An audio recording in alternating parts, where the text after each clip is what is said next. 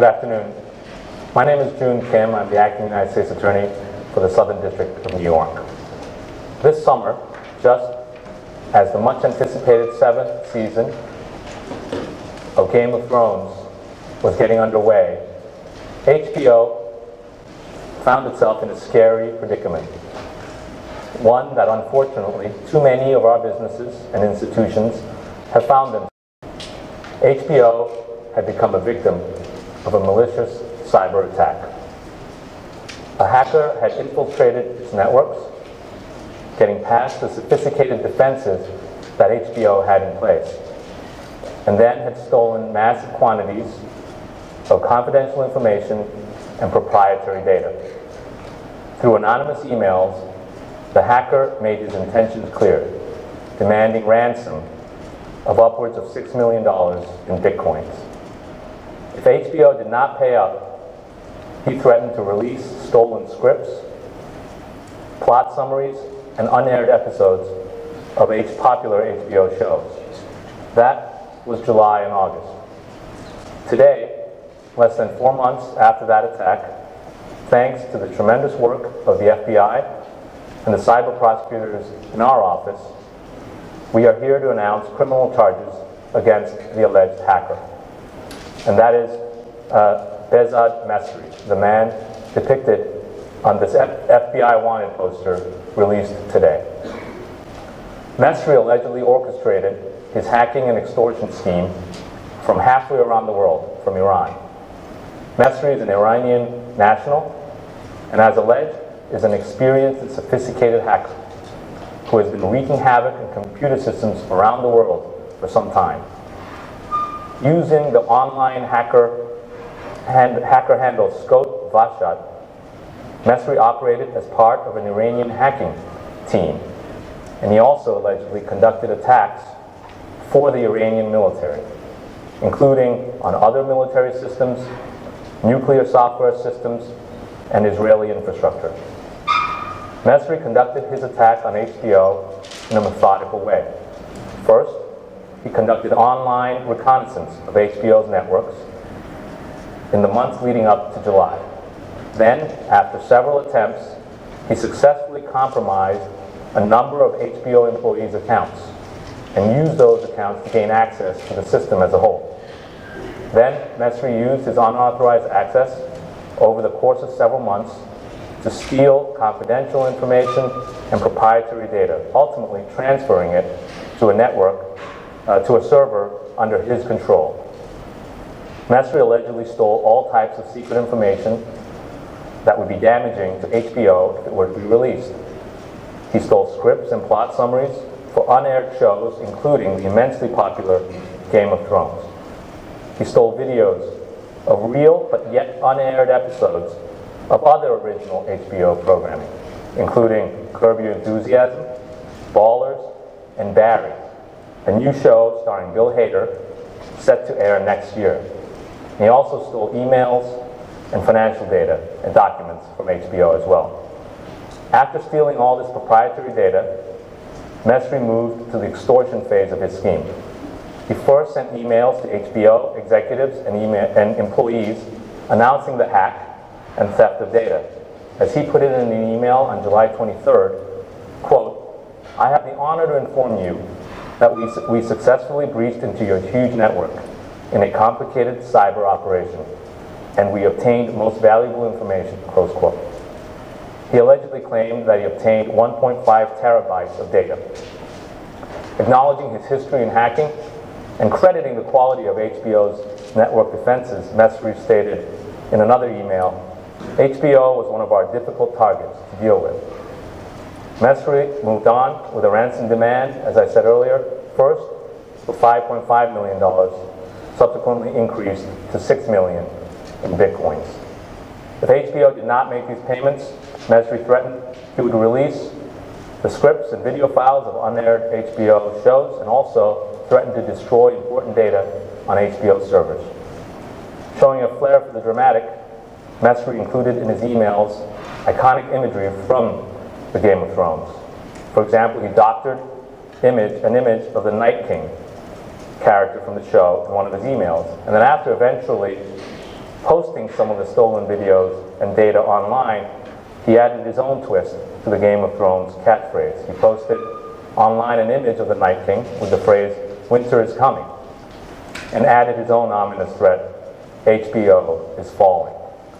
And these two, this visual shows the images that first he emailed, allegedly emailed to HBO with the Night King, and then this is the screenshot that he posted online when he leaked data, which says winter is coming on this corner. On this corner he has HBO is falling. Because Mezri is in Iran, we are unfortunately unable to arrest him today.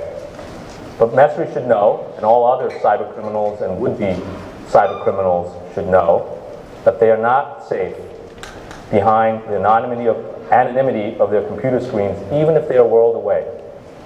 If you hack our people, our companies, our institutions, we will work relentlessly and creatively, applying all the tools available to us to identify you, find you, and charge you. And at some point, and it may not be right away, we will arrest you and bring you to justice. While Mezri remains at large, there will be some real consequences for him. For the rest of his life, and he's a relatively young man in his late 20s, he will never be able to travel outside of Iran without fear of being arrested and brought here to face these charges. And let me be clear to him and to the others. The memory of American law enforcement is very long. With the public announcement today, we also want to deliver two other important messages to the public generally. First, this is a reminder that our country and our businesses remain prime targets of hackers around the world. And today's charges make clear that nation-states like Iran routinely employ alleged criminals, mercenaries like Mezri, to conduct network attacks in America and elsewhere. As alleged in the indictment, Mezri had engaged in cybercrime on behalf of the Iranian military. And in this instance, he applied those skills that he learned against HBO for personal profit. It's worth noting that this is not the first time that our office, working with the FBI, have called out the Iranian government for hiring these kinds of alleged criminals as hackers.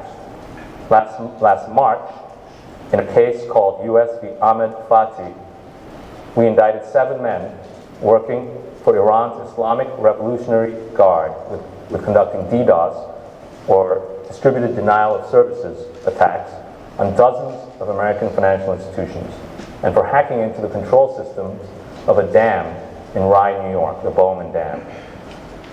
And unfortunately, I suspect that this will not be the last time we charge cyber offenses against hackers with ties to the Iranian government.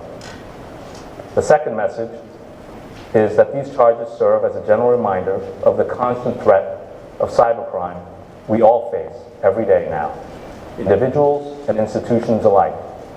No matter how vigilant we are, no matter how up-to-date we keep our network security systems, persistent and skilled hackers can find a way in. As Mezri himself admitted, he found it difficult to penetrate HBO's systems, but he ultimately did. So the message to private businesses is this: when things go wrong, despite all your efforts to protect your systems, the government is here to help. We can help you secure your networks in the midst or immediately following a hack. We can work together to investigate and take actions against cyber criminals, stop them from doing further damage to you and to others. This public-private partnership is absolutely critical to combating the ever-growing cyber threat that is all around us. And in that regard, I specifically want to thank and commend HBO for their prompt and proactive cooperation with law enforcement. Their cooperation allowed us, together with the FBI, to not only mitigate the damages, but also to help bring the charges that we announced today. To go from a cyber intrusion of this type to criminal charges against an Iranian hacker in less than 4 months is an impressive feat of law enforcement. It is only possible because of the expertise and the commitment of the FBI, represented here today by Bill Sweeney, Assistant Director in charge of the New York Field Office, and Ari Maharis, Special Agent in charge of New York's Cyber Division. Specifically, I want to thank and recognize Special Agents Daniel DiGilio, Mark Serrano, and Andrew Smulligan, as well as their supervisor, Wolf Moser, for their excellent investigative work. Of course, I want to thank and acknowledge the great prosecutors in my office. Some of them are standing over there on the other side of the visuals. Tim Howard, Rich Cooper, and Jonathan Cohen, as well as their supervisors, as well as the supervisors of the Complex Fraud and Cyber Unit, Tim Howard being one of them and Michael Ferrara the other. In the Game of Thrones, winter is coming is the motto of the House of Stark, the rulers of the North. As you see in the indictment, Messry allegedly used this phrase to frighten HBO into meeting his extortionate demands. Well, today, winter has come for Behzad Messry. As of today, he stands charged publicly with federal crimes in New York. As of today, he is a fugitive of justice. As of today, his name and picture will go up on FBI's most wanted list. He will forever be looking over his shoulder, and if he isn't, he should be. These charges will follow him wherever he goes until he's been caught and brought to justice. American ingenuity and creativity is to be cultivated and celebrated, not hacked, stolen, and held ransom. Hackers who test our resolve in protecting our intellectual property may think they are safe behind the anonymity of a screen name and a keyboard in a country far away. But even for them, eventually, winter will come. Now I'm going to turn the podium over to Bill Sweeney. Thank you, Jim. And good afternoon, everybody. Earlier this year, Behzad Messry, as alleged, unleashed a cyber attack and extortion campaign against HBO, attempting to shake them down for upwards of $6 million. As alleged, Messry identified access points to HBO's network, used unauthorized account information to gain virtual entry into their server and steal intellectual property, released some of the stolen information via the internet, and promoted his efforts via the media and via Twitter. In the simplest of terms, he lurked in the alleyways of the internet, identified the vulnerabilities of the victims, and pickpocketed their information from thousands of miles away. After he had successfully identified the proprietary assets, he held their future for ransom. The sad reality is, it could just as easily happen to one of us. Whenever a player can use sensitive information for their own gain, any one person or company can be a target. From our vantage point at the FBI, we've recently seen an increase in hacking for extortion cases across multiple industries. Unhindered by national borders, perhaps sometimes emboldened by the thought they can hide behind them, cyber criminals are uniquely situated to win, while many of their targets are unwittingly set up to lose. This needs to change. We put a great deal of time and effort into securing the indictment today, as our overall goal is to diminish the threat and send messages that will change behavior. We are looking to impose costs wherever we can. That means we will look to publicly identify operators like this with indictments. We will seek civil actions to seize their computers, and we will pursue sanctions with the Treasury Department. We will also work with our federal, private sector, and global intelligence partners as well to obtain justice and to use those same national borders against you. While an individual indicted for this type of behavior may not immediately appear in a U.S. courtroom, other things are about to change. The ability to freely move from country to country may be one of them. And to paraphrase one of Mr. Messry's emails, good luck. We have cyber agents embedded with our international counterparts in strategic locations worldwide, helping to build relationships and coordinate these investigations. We have legal attachés, special agents in more than 80 countries worldwide, covering 200 others around the globe, including 20 special agents who are assigned specifically to cyber issues. A decade or so ago, we protected our personal information in a significantly different way. We now live in a world where our entire lives play out online, making it increasingly more difficult to safeguard our personal and corporate data. We believe we can solve this problem if we work together to stay ahead of the cyber threat and adapt to the changing technologies. Today, we believe, is another example of a step forward in that direction. Many thanks, as always, to our partners here at the Southern District, to June and your team, to Chiefs Tim Howard, Michael Ferrara, AUSA's Rich Cooper, Jonathan Cohen, and Heather Alpino from Maine Justice. And last but not least, I want to extend my congratulations to our investigative team here in the Cyber Division, led by Special Agent in Charge Ari Maharis and Assistant Special Agent in Charge Rich Jacobs. Your work and your teams has been absolutely professional. Thank you very much. Thanks, Bill. I'll take some questions. Is there any sense that he was working with the Iranian government during this act, or just that he had worked previously with the Iranian government? The allegations in the indictment are that he had worked previously with the Iranian government. I think the allegations in the indictment also make clear that he was doing this for the purpose of extorting HBO money. And so beyond that, I'm not going to comment. Why did you unseal the charges now versus waiting to see if you could arrest him or if you could leave on? That's a good question. It's an issue we face with many of these cases where we have identified and able to charge people who are beyond our reach at the time with crimes. And this was one of those cases where, as I said, we were able to relatively quickly identify and charge him. And we had to make an assessment whether there was a realistic chance of actually getting him or luring him to a place where we could get him. And then we weighed that against the need and the importance of sending a message that we can and will, even when you are immediately beyond our reach, charge you and make a public statement like this. And that was a balancing that we did, and we decided this was the right time to do it. So is it believed that he worked alone on this hack, but used tools that he gained from working with the Iranian government, and that they, of course, would not punish him? I won't get into what we believe. I'll talk about what we allege. We've only alleged this one person of committing this offense. We do allege that he says himself in his emails, he used the term "we," and we do allege that he had previously worked with hacking groups in Iran. Yeah. The Washington Post reported yesterday that prosecutors are being pressed to come out publicly with charges of investigations involving Iran. Can you tell us, is that true? And if so, did that have anything to do with the timing of these charges? I saw that reporting as well. When I saw it, we already knew we were going to be doing it.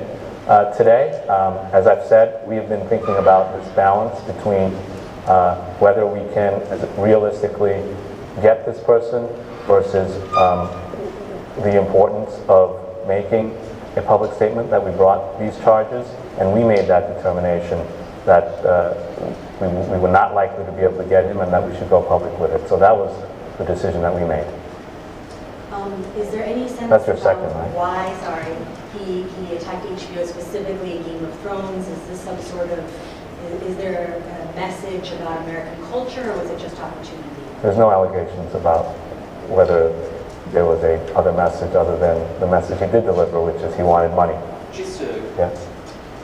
So according to the indictment, he started to do the recon in May, and then he started to gather stuff shortly thereafter, and then made the extortion demands in late July.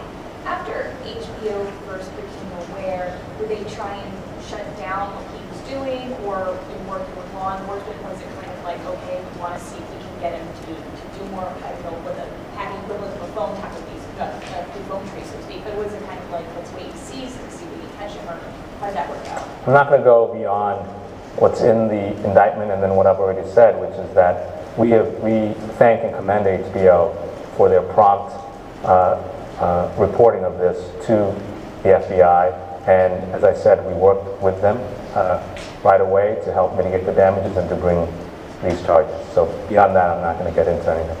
Yeah. I assume they didn't pay any of this ransom. Again, without getting into what's beyond the allegations in the indictment, you will see in the indictment that there was a demand for 5.5 million bitcoins that increased to 6 million bitcoins, and then eventually, at some point, Masri allegedly posting confidential proprietary material online. So that's all I'm going to say beyond on that. What's your advice to them about getting it sorted like this and whether or not to pay? Yeah, the advice our advice would be to reach out to law enforcement, and that we can work with them. And the FBI is incredibly experienced and professional in this regard, and we can walk through with them the options and discuss it with them. June, will you take an off-topic question? Sure. When you and Preet were colluding against the Turkish defendants, is that sort of like a thing, or do you have any response to the Turkish accusation? I assume that's a joke. You tell me. And it's a reference about, I believe it's a reference to the fact that it appears that an investigation has been launched in Turkey into me personally and my predecessor, Preet Bharara, in connection with the prosecution on behalf of Reza Zarrab. I'm not going to say much about that beyond, I've read that. I've also read reporting that there's belief among some that our prosecution is being driven by domestic Turkish politics. I've even read statements made that our office, the Department of Justice, and our courts have been infiltrated by Gulenists. Needless to say, it's our view that those claims are ridiculous on their face. Anyone who knows, obviously, our office and the department and understands our justice system would recognize those as ridiculous claims. And frankly, it displays a sort of a fundamental misunderstanding or lack of understanding of how our system of justice works and frankly the rule of law works. This case, our case, the prosecution that's going on and will be starting next week in the courthouse, was brought and will be continued to be brought and prosecuted by career prosecutors, by career FBI agents and investigators who are driven by nothing other than following the law and the evidence and enforcing American laws. They're not driven by Turkish domestic politics. They're not Gulenists. They're brought for the simple reason that these defendants allegedly committed U.S. crimes. And the defendants are charged with serious crimes. They're alleged to have used the U.S. financial system to transact hundreds of millions of dollars with Iran, knowing that it was being done to evade Iran sanctions.